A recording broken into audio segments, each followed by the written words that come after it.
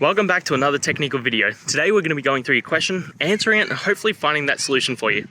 Now, remember to stay just a little bit crazy like me, and hopefully you get to that resolution.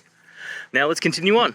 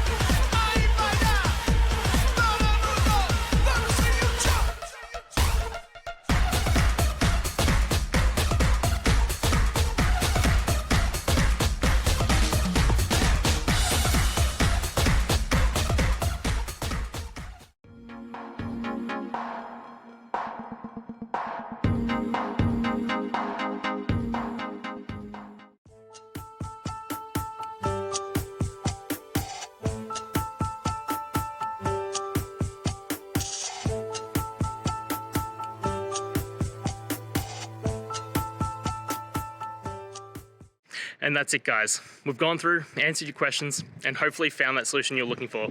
If we did, please hit subscribe. I'd really appreciate it. And until next time, I hope you have a good one.